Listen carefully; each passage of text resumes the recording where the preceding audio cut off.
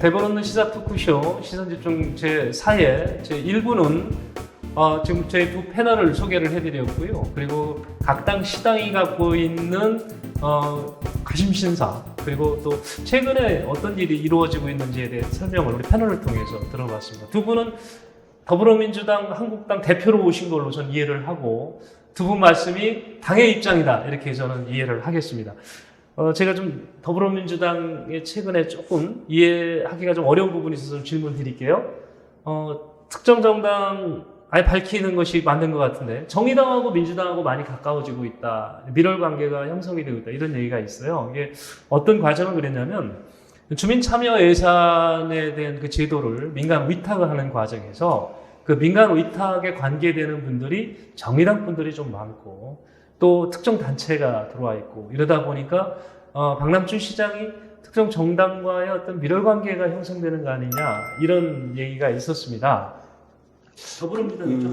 주민 참여 예산이라는 자체의 그 성격 때문에 이제 그런데요. 말 그대로 어떤 예산 편성을 하면서 주민들이 스스로 어떤 사업을 할지를 평가를 하고 투표를 통해서 사업을 선정해서 선정된 사업에 예산을 투입하는 제도가 이제 주민 참여 예산 제도인데, 그러다 보니까 주민들과 어떻게 보면 함께 노력하는 그런 훈련이 되어 있는 기관, 또 주민들 생활 속에 파고 들어가 있는 그런 어떤 시민단체들이 그 역할을 맡아야 제대로 되지 않습니까? 그래서 이제 여러 단체가 있지만, 이제 구체적으로 이제 그 사회복지연대라고 하는 그런 단체가 그 중에서 가장 그래도 시민들과 밀접해서 활동도 많이 하고, 또 정책적 이슈도 많이 개발하고, 그런 경험이 있는 것으로 결론이 난 겁니다.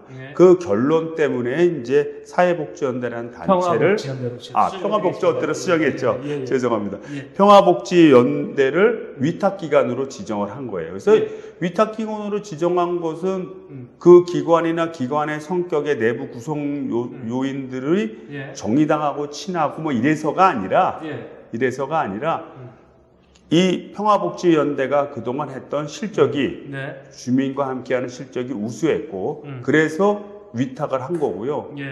앞서서 얘기했듯이 그 인적 구성이 그 평화복지연대에 좀 몇 분이 정의당과 밀접한 관련이 있다 보니까 결과적으로 뭐 정의당과 친해지려고 그런 것이 란 그런 소문이 난 것인데요. 실제로는 그런 게 아닙니다. 그러니까 밀월 관계로는 아니다. 밀월 관계 그런 게 아니고, 주민 참여 예산 제도를 가장 잘할 수 있는 시민단체 기관을 선정하는 과정 속에서 실적이 많은 이 단체가 선정이 된 것뿐입니다. 기왕 말씀 나오신 김에 이제 정의당 대표를 지낸 이정미 의원이 연수구 쪽에 출마가 거의 기정사실화되어 있는 상황이죠. 그럴 경우에 이정미 의원이 물론 그동안 정의당 출신 분들이 이제 출마를 많이 하셨긴 했지만, 최근에 흐름으로 봐서는 정의당의 어떤 지지도나 인지도가 좀 많이 이렇게 올라가고, 지난해보는 20대 선거에 비해서는 많이 올라가 있는 상황이라 민주당 입장에서는 좀 부담스럽지 않나요? 이런. 그래서 이제 연수구 을이죠. 연수구 을인데, 연수구 을 지역이 그게 이제 하나의 좀 변수입니다. 변수라서, 그러면 뭐 대선도 우리가 정의당 따로 다 후보를 해서 치렀는데, 뭐 국회의원 총선도 다 후보 내서 치르는 거다라고 갈지, 지금 현역 국회의원이 이제 자한당의 이제 민교구 의원인데, 저희들이 봤을 때는 이제 뭐 이렇게 방송에서 표현하긴 그렇지만, 여하튼 뭐 친박계 인물로서 적폐적 그런 좀 소속돼 있다라고 우리가 좀 판단을 하기 때문에, 필승 구도를 위해서는 그러면 우리 정의당과 더불어민주당이 연수구을만큼은 단일화를 해야 되는 것인가, 이런 고민이 앞으로 좀 있을 거라고 생길 거라고 전망이 되고요. 또 당대표도 지냈기 때문에 중앙당 차원에서도 이 문제는 아마 고민이 되지 않을까, 이렇게 생각이 됩니다. 같은 질문을 좀 드리는데요. 지금 우리 이성만 위원장께서는 밀월 관계가 아니다, 그리고 뭐 예산을 많이 다뤘기 때문에 그런 시민단체가 준 거다라고 하시는데, 의원님 생각 어떠세요? 하늘로 손바닥을 가릴 수 있어요.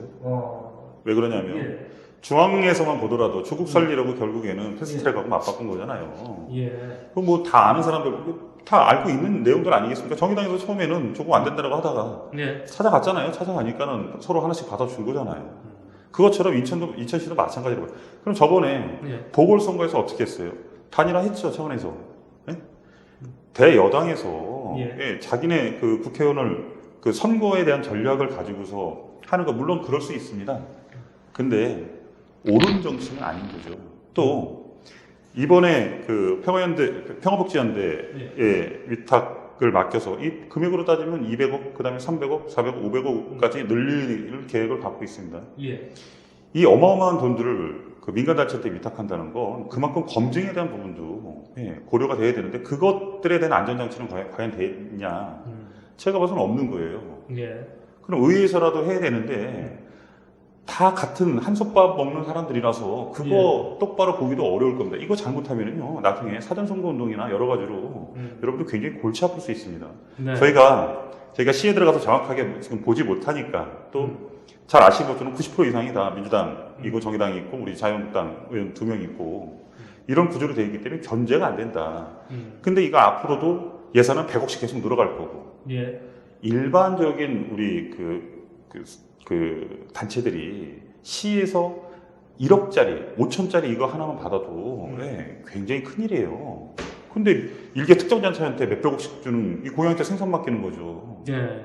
알겠습니다. 그거는 제가 좀 예. 수정을 좀 일부 좀 해드리면요. 주민참여예산제도는 여기는 위탁기관이 집행을 하는 게 아닙니다. 네네. 집행을 하는 게 아니라 200억, 300억이란 돈이 주어지면 주민들이 어떤 사업을 하고 싶다고 선정을 해서 결정을 하는데 그 결정하는 과정까지 이 위탁기관인 평화복지연대가 도와주는 겁니다. 도와주는 거 실제 결정이 되면 예. 그 집행은 구청이 직접 하게 되는 겁니다. 그렇죠. 맞습니다. 예. 근데 거기 포인트는 뭐냐면 선정하고 결정한다는 거예요. 예. 아니 돈 나눠주는 거 그건 누군 못해요. 아니, 선정은 주민들 투표해서 결정하는 것이지 여기서 위탁기관이 결정하는 거. 위탁기관은 주민들이 결정할 수 있도록 어떤 사업이 필요한지 브레인스토밍을 거쳐서 사업을 발굴해내고 발굴해낸 사업 중에 어떤 것이 내 동네에 필요하다라는 결정하는 것까지만 역할을 해주는 겁니다. 이게 문제가 없다 그러면 실제로 인천에 있는 언론사들에서 다들 한마디씩 안 할 수 없을 겁니다. 근데 다들 한마디씩 하잖아요. 위험성이 있고 잘못됐다. 아니 그런 점은 있어요. 그러니까 위험성은 있는데 이게 선정 과정이나 이런 데서 뭐 특별한 사업이 될 수 있도록 유도한다든지 위험성은 있는데 이게 선정과 집행이 분리되어 있기 때문에 또 이 아까 얘기했던 평화복지연대 같은 경우는 주민들이 의사 결정하는 것만 도와주는 홍보해주고 도와주는 역할만 하기 때문에 실질적으로는 서로 다른 두 개의 기관이 역할을 해서 결국은 상호 견제를 통해서 문제점이 다 나타나게 됩니다. 지금 이 문제를 가장 많이 제기하고 있는 시민단체 이제 참언론에서 입장을 보면 이 위탁업체를 선정할 때는 특정 단체에 줄 수는 없다라고 이렇게 얘기를 하고 있거든요. 그래서 이 부분 때문에 더 오해를 받고 있는 거 아닌가 이런 생각은 합니다. 이런 점은 있죠. 뭐냐면 이제 사업 자체 여러 가지 분야가 있지 않습니까? 이제 분야가 다양한데 이런 다양한 분야별로 좀 나누어서 많은 단체가 자기의 분야의 역량을 발휘할 수 있도록 해야 되는데 이거를 전체로 한 단체로 결정하니까 타 단체는 이제 그런 불만이 있을 수 있고요. 시 입장에서는 내용보다는 절차이기 때문에 한 단체가 해야 혼란이 빚어지지 않고 능률적으로 될 것이다라는 판단에서 결정했다는 겁니다. 주민참여 예산 저희도 해봤잖아요. 의장님도 뭐 시에서 해봤고 저도 시에서 해봤고 공직에서도 충분히 유도하고 계도하고 여태까지 잘 이뤄왔던 겁니다. 근데 예산을 수십 배를 늘려서 지금 200억, 300억 이 돈이면은요 엄청나게 큰 돈들이에요. 아니요, 이게 근본 취지는 이 직접 민주주의적 요소를 좀 가미를 해서 직접 세금을 내고 그 다음에 직접 주권자인 주민들이 의사결정하는 체제를 조금씩 만들어 보자라는 뜻입니다. 과거에는 통신이 이게 다 어렵지만 지금은 뭐 교통도 알고 핸드폰을 가지고 의사결정을 집단적으로 표출하는 게 쉽기 때문에 직접 민주주의적 요소를 좀 확대시켜 나가자. 그래서 이제 저 주민 재권이라고 하는 주민들한테 권리가 있다는 점을 확인시키기 위한 방안의 한 사업으로 들어가는 겁니다. 그런 것들을 지금 이렇게 논란이 되지 않으려고 그러면요, 위탁 기관을 나눠서 할 수도 있는 거예요. 어떤 분야는 A한테, 아니, 그러니까 그런 비판이 어떤 있다고요. 분야는 예. B한테, 어떤 분야는 C한테, 그걸 위험 리스크를 나눠갈 수 있게끔, 예, 또 한쪽 단체에서 독점할 수 없게끔 이런 것도 고려를 해야 되는데 이건 완전히 몰빵한 거잖아요. 아니, 그래서 아까도 얘기했듯이 이거는 의사결정을 도와주는 것만 하기 때문에 좀 능률적으로 하고 또 평행적으로 하기 위해서 했다는 게 이제 그 시의 답변이고, 그런 어떤 잘못되고 부패하고 또는 특혜를 주는 상황으로 가는 것은 앞서서 말씀드렸죠. 집행기관이 분리되어 있기, 구청이 하기 때문에 결국 집행과정 속에서 다 치유할 수 있다고 보는 거예요. 자, 이 문제는 아마 한번 다음 지방선거 때 정도 되면 여러 가지 일들이 얘기가 나올 것 같고, 저도 지금 제가 듣는 얘기들은 있습니다. 다만 이 방송을 통해서 다 못하는 게 좀 아쉽다는 말씀 드리겠습니다. 제가 이 부분에 대해서는 꼭 다시 한번 기회를 만들게요. 저희 인천 방송을 통해서 못할 얘기는 없습니다. 기회를 다시 한번 만들어서 드리도록 하겠습니다. 홍명 전 부평구청장이 있습니다. 지금 문재인 정권에서 장관 일부 교체 얘기가 나오면서 거의 여성가족부 장관이 낙점됐다까지 이렇게 보도가 됐습니다. 근데 갑자기 낙마를 했어요. 그래서 무슨 속사정이 있는 것 같아서 이 부분은 우리 이성만 위원장께서 좀 잘 아실 것 같은데. 제가 곤란하세요? 이쪽이 우리 한국당에서 하실래요? 제가 먼저 할까요, 위원장님? 네, 기회 주시면 제가 먼저. 예. 첫째는 홍명 구청장님이 여가부 장관으로 거의 물망에 오르셨었죠. 예. 홍명 구청장님이 전 구청장님이 오르셨다가 낙마를 했는데 얘기들이 많이 있습니다. 예. 여성가족부 장관이라는 타이틀에 걸맞지 않는 흠결이 있다. 능력은 된다. 예. 다만 그 흠결이 있어서 낙마를 했다. 등 여러 가지 설들이 있는데 그건 이제 후보자 본인이 더 잘 아실 것 같고요. 그 홍명 구청장님이 이제 낙마를 했기 때문에 결국에는 정치인이잖아요. 그래도 구의원, 시의원, 구청장, 아니 국회의원, 구청장을 통해서 다시 한번 국회의원에 도전하지 않을까 해서 사무실을 을구 쪽에 차리기는 했죠. 근데 경계가 굉장히 애매합니다. 갑구, 을구 중간에다 이렇게 딱 살림을 차리셨어요. 뭐 살림을 왜 그렇게 차렸는지는 잘 모르겠지만, 근데 갑구, 을구를 다 지금 저울질을 하고 있는 걸로 보입니다. 그래서 본격적으로 이제 장관 후보에서 낙마하면서 그 준비를 하고 있는데 분명히 어디든 나올 거다. 다만 그거에 대한 그 확률은 제가 편하게 말씀드리면 을구 쪽이 더 가까울 수 있다. 뭐 남들은 이제 갑구라고도 얘기를 하는데 지금 홍영표 의원님이 어쨌든 그쪽에서 4선 이상 하셨고 또 지금 다선을 하신 분들을 밖으로 빼내는 일들을 민주당에서 지금 하고 있는 걸로 저는 알고 있습니다. 하고 있습니까? 개인적으로는 바람직한 일이라고 저는 봐요. 왜냐면 한 사람이 지역에서 너무 군림하는 거 사실 여러 가지 모순이 있는 거예요. 잘 돌아가는 것도 있지만 잘 못 돌아가는 것도 많이 있기 때문에 하여간 그래서 제가 보기에는 을구 쪽이 한 60%, 갑구 쪽이 한 40%. 근데 분명히 실망합니다. 이런 경우에도 내부 경선하게 되면 여성의 가산점이 그렇죠. 여성 가점이 있는데 정치 신인이 아니어도 가능한 겁니까? 여성이란 이유로 가점이 돼요. 다만 이제 그 해당 지역에서 국회의원을 하거나 또는 구청장을 하실 분 같은 경우에는 이미 정치적인 입지를 가진 경험이 있잖아요. 그래서 이분들한테는 10% 가점. 10%. 그러니까 퍼센트가 좀 작네요. 홍명 구청장은 이제 10% 가점을 받고 자기 얻은 득표율에 곱하기 1.1. 이제 그렇게 해서 이제 가점을 받습니다. 홍명 그 정부총장 낙마 관련해서 뭐 하실 말씀 있으세요? 근데 저도 이제 그 전날 이제 모 국회의원께서 저한테 문자를 보냈어요. 그러더니 위원장님 축하합니다. 그래서 뭘 축하해? 내가 이제 문자로 그랬더니 아니 이제 홍명 청장님께서 여가부 장관으로 이제 가게 될 거다라는 문자를 보냈더라고요. 그래서 그러냐 그래서 이제 그러고 말았고 그 다음날 당일날 아침까지도 이른 아침에는 당연히 가는 줄 알았어요. 근데 한 9시쯤인가? 한 9시 반쯤에 엠버거가 이제 왔다고 하는데 거기서 보니까 바뀌어서 명단이 바뀌어서 나온 겁니다. 그래서 제가 볼 때는 추측입니다. 예. 추측인데 아무래도 좀 최고 결정자께서 좀 결정을 한 게 아닌가라는 싶은 생각이 들어요. 네. 또 한 분의 관심이 모아지는 분이 유정복 전 인천시장입니다. 예, 우리 좀 한국당 쪽에서 더 잘하실 것 같은데 과연 유 전 시장이 어느 지역에 출마를 할 거냐 아주 초미의 관심사입니다. 현재까지는 남동 각 쪽에 많이 얘기가 나오는데 어떻습니까 상황이? 한국당 내 입장에서요? 여러분들이 유정복 전 시장님한테 이런 말씀을 했습니다. 국회의원 한 번 더 하시는 게 무슨 의미가 있겠습니까? 네. 당을 위해서 이제는 가셔야 될 때가 됐다. 그동안은 남들의 정치에 얹어갔지만 이제는 본인의 정치를 할 때가 됐습니다. 네. 그러면서 또 저도 이제 그런 말씀을 드렸습니다.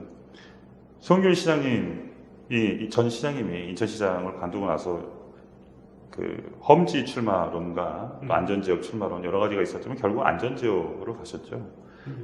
그래서 중앙정치에서 가는데 어려움이 있다.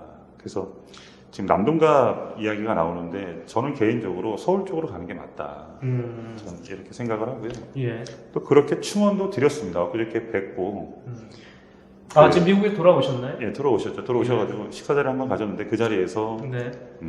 남동 쪽 인천 지역, 그러니까 어디 특정 지역을 말씀드리지 않았지만 인천 지역에서 출마하는 것도 있지만 서울 지역으로 험지로 가시는 것도 나쁘지 않다라고 말씀을 드렸고 얼마 전 전국 투어를 한번 하셨습니다. 이장규 시장님 혼자서 그 전국 방방곳곳을 누리면서 그 전국 민심을 그 헤아리고 오셨고 실제로 그 광화문 광장이라든가 부산 이런 데에도 참여를 하신 걸로 알고 있습니다. 가서 직접 나서진 않았지만 그 분위기와 여러 가지를 파악을 하셨기 때문에 지금 어디에 출마한다라고 얘기하기가 상당히 좀 어려운 부분이 없지 않아 있습니다. 다만 그래도 남동갑에서의 출마가 가장 유력하긴 하지만 현재 추는 서울 쪽으로 움직이고 있다 이렇게 좀 말씀을 좀 드릴게요. 알겠습니다. 유정복 전 시장 행보 관련해서 제가 뭐 유정복 전 시장님의 이제 행보 자체에 대해서는 제가 이제 뭐 잘 아는 바도 없고 당이 다르니까 그러니까 또 어떻게 되는지에 대한 관심을 가져본 적은 없습니다. 다만 이제 우리 그 유재용 전 의원께서 말씀하신 부분 중에서 그 이제 우리 송영길 의원이 이제 험지냐 뭐 편한 길을 갔느냐 이걸 말씀하셨는데 계양갑이라고 하는 계양을이라고 하는 지역 자체로 보면 그렇지만 그 당시 선거는 최원식 의원이 국회의원이었고 최원식 의원이 탈당해서 국민의당으로 간 겁니다. 네. 그러니까 어떻게 보면 본인이 거기서 정치적인 입지를 닦아왔지만 어떻게 보면 삼자 구도로 싸워야 되는 그런 곳이에요. 그래서 이거를 평면적으로 뭐 편한 길 갔다, 뭐 험지를 피했다 이렇게 얘기하는 건 곤란하고 오히려 인천 전체에서 그 당시에 그 국민의당으로 그 빠져나간 국회의원들이 제일 많았지 않습니까? 뭐 최원식 의원, 뭐 제 지역구 있는 문병호 의원.